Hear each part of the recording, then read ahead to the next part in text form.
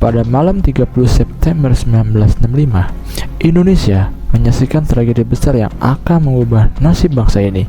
Kudeta, pembunuhan, dan konspirasi menjadi bagian dari cerita ini. Tetapi, kebenarannya masih terbungkus misteri. Siapa yang berada di balik gerakan ini? PKI atau Partai Komunis Indonesia berdiri pada tahun 1920 dan menjadi salah satu partai komunis tertua di dunia. Pada awalnya, PKI dipimpin oleh tokoh-tokoh seperti Semaun dan Musso yang membawa pengaruh ideologi komunisme dari Uni Soviet. Meski dipatahkan oleh pemerintah kolonial Belanda, PKI tidak lenyap.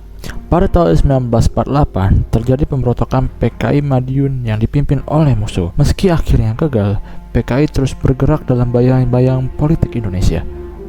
Setelah kemerdekaan, PKI bangkit kembali dan di bawah kepemimpinan D.N. Aidit, partai ini menjadi salah satu kekuatan politik terbesar di Indonesia dengan lebih dari 3 juta anggota. PKI mendapat dukungan besar dari petani, buruh, dan mahasiswa.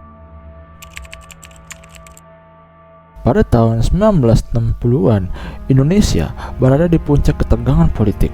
Presiden Soekarno memperkenalkan kebijakan Nasakom, gabungan nasionalisme, agama, dan komunisme untuk menjaga keseimbangan antara PKI, kaum agama, dan militer.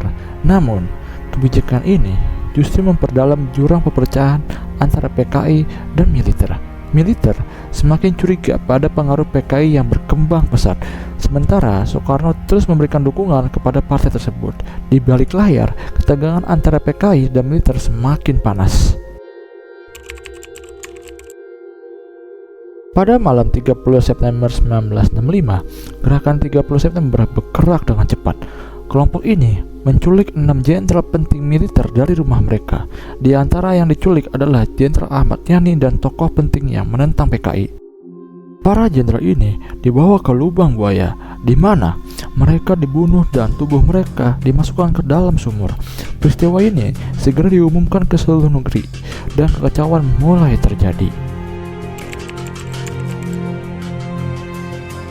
Letnan Jenderal Soeharto dengan cepat mengambil alih kendali militer dan memerintahkan operasi untuk menangkap para pelaku kudeta. Dalam waktu singkat, kelompok gerakan 30 September ditangkap dan PKI mulai dianggap bertanggung jawab atas kudeta ini. Kudeta ini juga menjadi alasan bagi militer untuk melakukan pembersihan besar-besaran terhadap mereka yang diduga simpatisan PKI. Gelombang penangkapan dan pembantaian terjadi di seluruh Indonesia.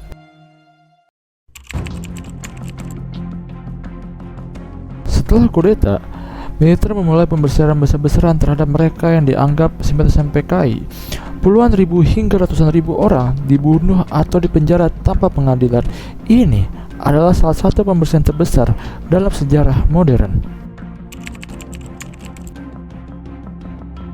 Teori yang paling umum adalah bahwa PKI merencanakan kudeta ini untuk merebut kekuasaan dari militer.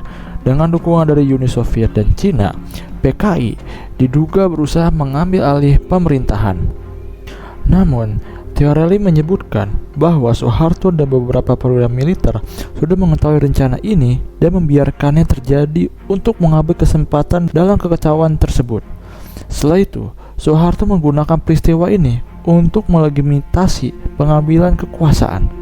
Teori terakhir menyebutkan keterlibatan asing, terutama Amerika Serikat yang tidak ingin Indonesia jatuh ke tangan komunis.